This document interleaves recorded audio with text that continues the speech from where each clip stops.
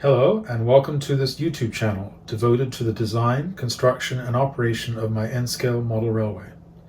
This is the first of two videos focusing on the construction of my layout, during which I will share with you the techniques and materials I used. If you haven't seen the previous videos on the prototype and the layout design, those are also available on this channel. Building a model railway in an apartment is challenging. Yet it's a situation that some of us find ourselves in. Strata bylaws prohibit noisy work during certain hours, and this requires that the heavy construction is done off-site. All of the layout sections need to fit into the elevator, through to single doors, and around corners. The layout needed to be removable, which required an easy support system, sectional benchwork, track, and wiring. I also wanted to try out LED lighting for illuminating the layout. Construction began in December of 2005 with the installation of the shelving uprights and brackets. During the next 5 years, the various sections were built and painted off-site and then installed. This photograph shows the shelving uprights and brackets for the south wall after installation in December of 2005. This is the Rubbermaid twin track system, which was sourced from Home Depot here in Canada. The brackets come in lengths of 6, 12, and 18 inches, and they have 2 pairs of hooks for a secure mounting on the uprights.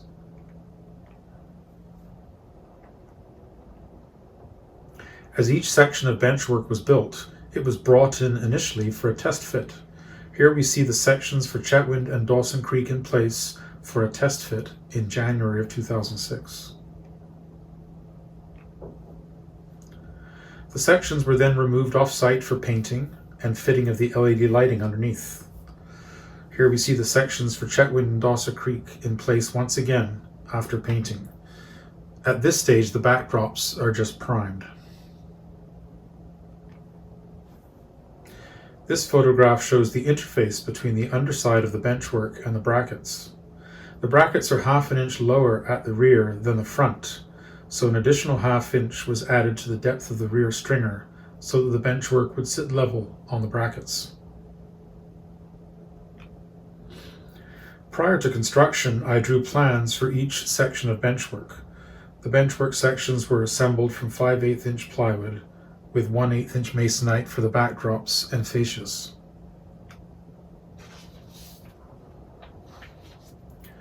This photograph shows the benchwork sections for the Highway 97 overpass and the Pine River Bridge after final installation. The 3 bridge modules were constructed as open boxes to accommodate the highway and river scenes below the tracks.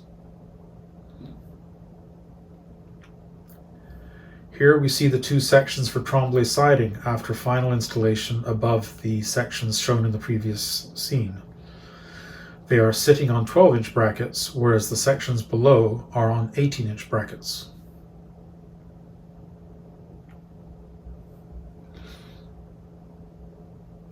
As construction progressed, the finished sections were upgraded with blue backdrops, curtains below the lower fascia, and LED lighting below or above. This is the south wall with Chetwynd and Dawson Creek and the top lighting valance above.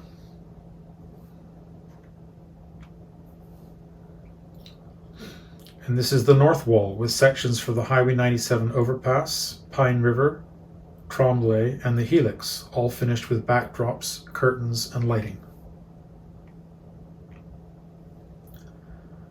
The final sections for Septimus and Sundance and Kiskatinaw were installed in November of 2010 along with their top lighting valance. And here we see them after final installation.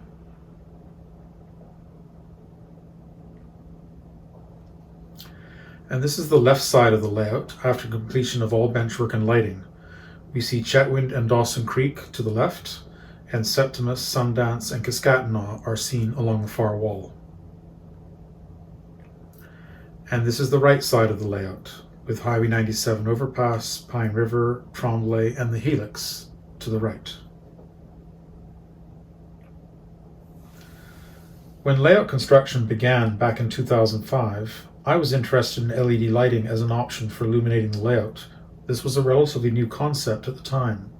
The potential advantages included lower power consumption, negligible heat radiation, and a low profile underneath the top lighting valance and upper deck. The lights were sourced from a local company, and they are powered by 12-volt supplies mounted underneath the layout. Connectors between benchwork joints were installed for easy disconnection if the layout had to be moved. This is the top lighting canopy for Septimus and Sundance and Cascatinaw during construction. After painting, the LED lights were installed and they were then wired up. This view shows the installed LED lighting above Chetwynd Yard, which is mounted underneath the upper deck.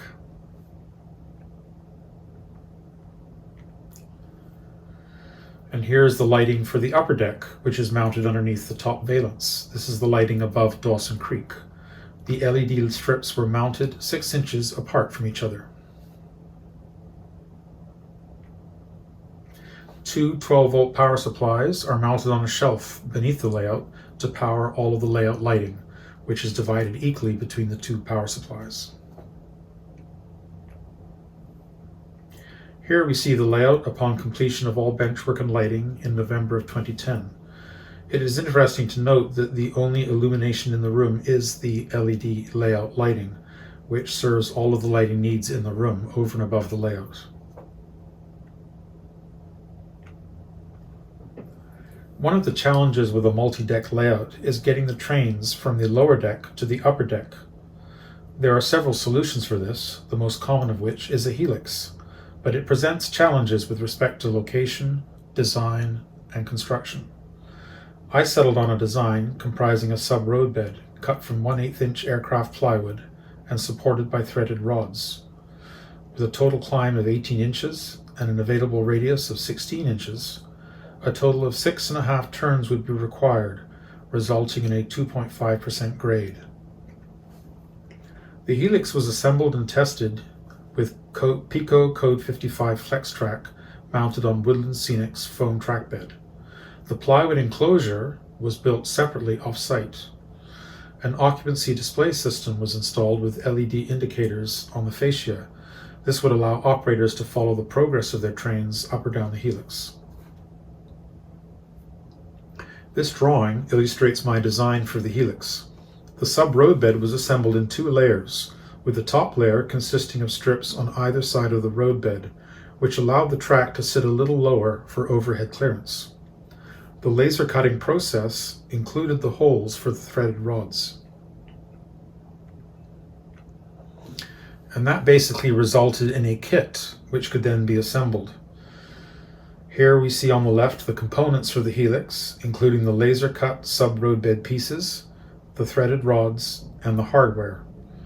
At right is the sub-roadbed assembly comprising 6.5 turns. These photographs were taken during assembly of the helix, and they show the process of installing the track bed and the track, followed by the threaded rods. The nuts and washers were then dialed up one by one to achieve the correct separation between turns.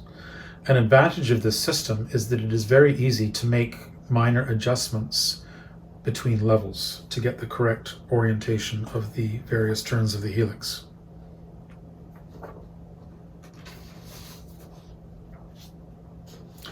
The helix enclosure was assembled from plywood and masonite, and it completely encapsulates the helix.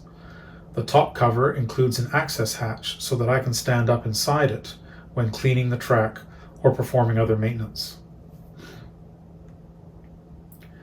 This photograph shows the completed and painted helix enclosure with the lighting canopy above and the helix occupancy panel on the front fascia. This view was taken inside the helix during a clearance test with trailers on flat cars, which are the longest and tallest cars to be operated on the layout. The black and red wires beside the sub-roadbed are the track bus.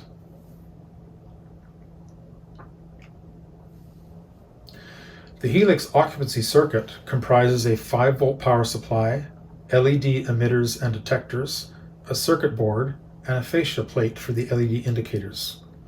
A train passing between the emitter and detector on each level trips the indicator lights one by one out on the fascia.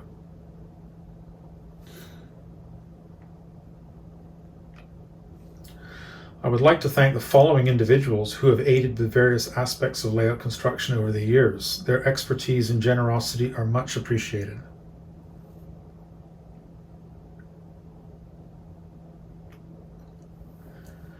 I hope that you have enjoyed this look at the process of building my layout. The next installment will cover track laying, wiring, and DCC control. If you have enjoyed this video, I invite you to like and subscribe to this channel, and also to visit my website at www.bcrdawsonsub.ca. Thanks for watching, and I hope you will join me for the next video. Until then, peace be with you.